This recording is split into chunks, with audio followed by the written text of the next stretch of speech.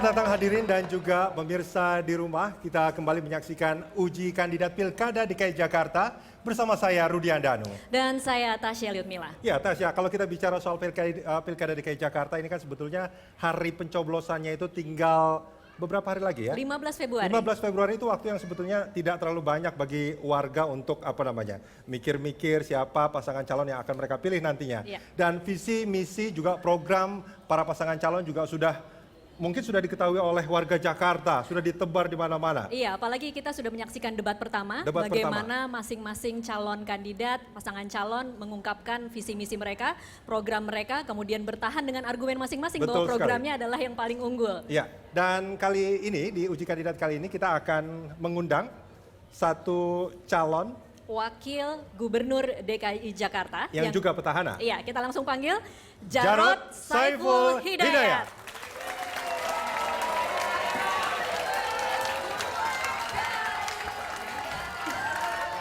Terima kasih Pak Jarod. Terima kasih, silakan Pak. Jangan lupa pilih Basuki Jarod.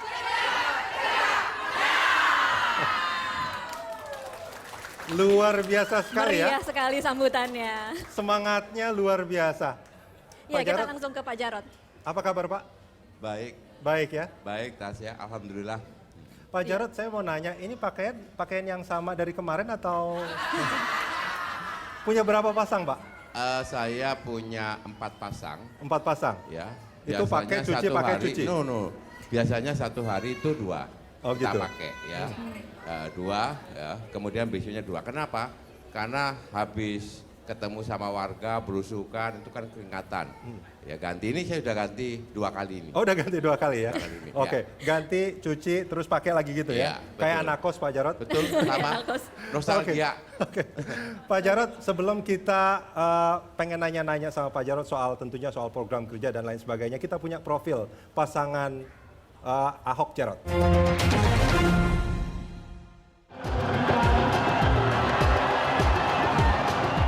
Pasangan petahana Basuki Cahayapurnama Jarod Saiful Hidayat tampil sebagai pasangan nomor urut 2 dalam Pilkada DKI Jakarta 2017.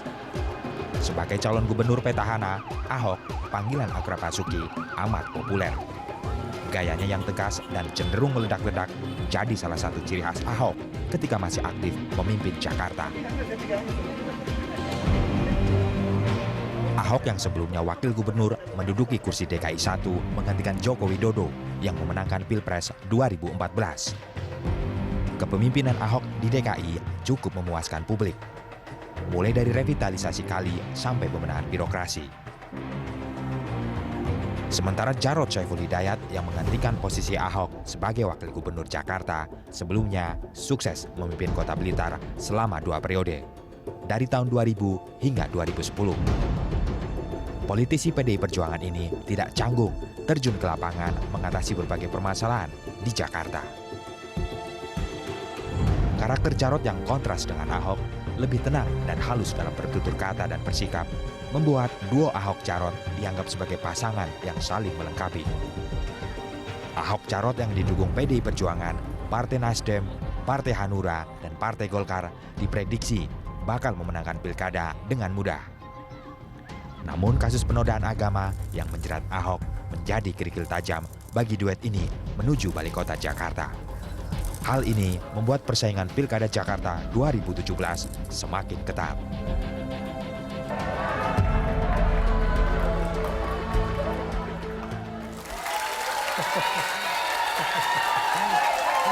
Ya, kita langsung bertanya nih ke Pak Jarod.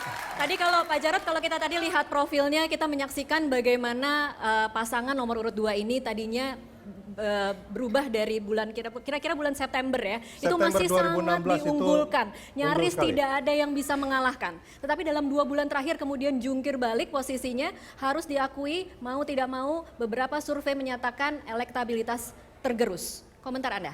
Iya tidak apa-apa, nanti kan naik sendiri ya, pelan-pelan naik sendiri. Kalau kita bertanya soal debat pertama Pak Jarod, Anda rasanya masih percaya diri 1 putaran menang?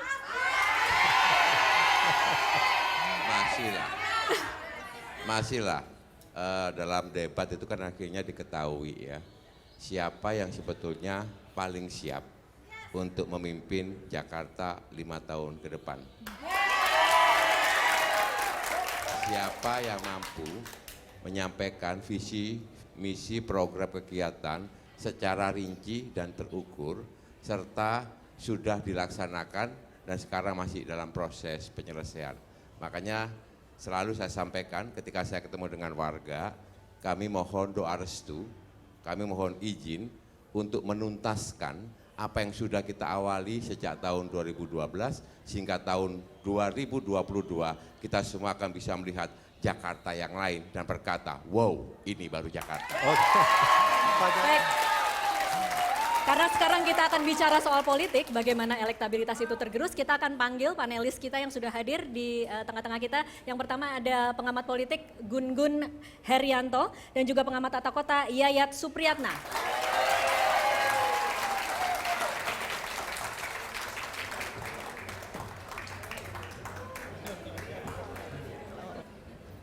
Jadi Oke. ini pertanyaannya nggak akan ringan ini Pak Jarod. Dua-duanya para pakar semua ini. Betul. Ya, mungkin ke Pak Gun Gun dulu. Ini kalau kita bicara soal elektabilitas sebetulnya akan menarik. September 2016 itu tinggi sekali.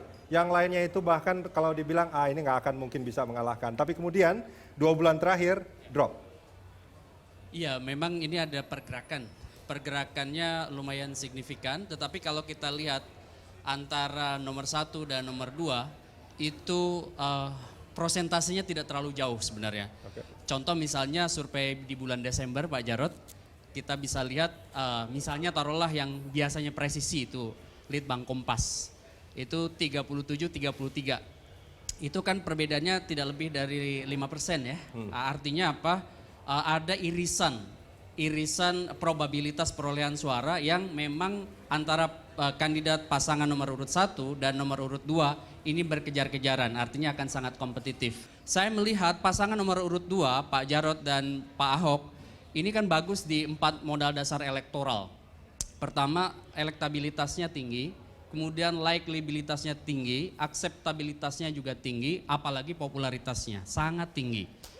Ya, jadi di empat modal dasar elektoral ini yang kemudian banyak berubah adalah di akseptabilitas, kemudian juga di elektabilitas, terutama setelah muncul di bulan September statement yang punya efek snowball effect ya ke Kasus masyarakat. penodaan agama? Ya, Oke. kemudian di blow up sedemikian rupa di kanal-kanal warga, contohnya misalnya di media mainstream, kemudian juga di media sosial. Oke, pertanyaannya sekarang seberapa besar sebenarnya peluang mereka dengan hantaman kasus sebesar itu kemudian untuk kemudian naik Rebound. kembali, rebound? Saya melihat peluangnya masih sangat besar. Kenapa? Karena kelompok yang belum menentukan pilihan juga prosentasenya masih signifikan. Ya. Contoh misalnya lingkaran survei Indonesia itu di angka 15, lembaga survei Indonesia antara 17 sampai 19, kemudian Litbang Kompas 10, sekian persen. Ya. Jadi dari 3 ini ceruk pemilih yang bisa diperebutkan itu masih sangat terbuka, apalagi saya melihat mulai muncul solid stage ya dalam konteks dukungan ke pasangan nomor 2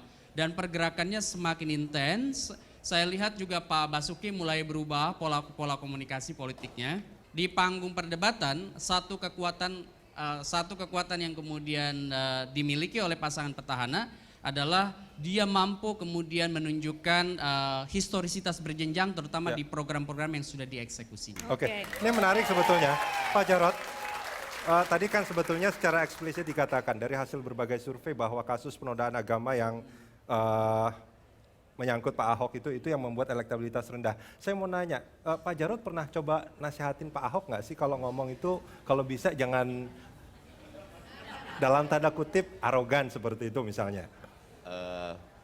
Ya sudah lah, tapi kan beliau sendiri mengatakan bahwa setiap orang tidak sempurna, pasti punya kelemahan. Ya.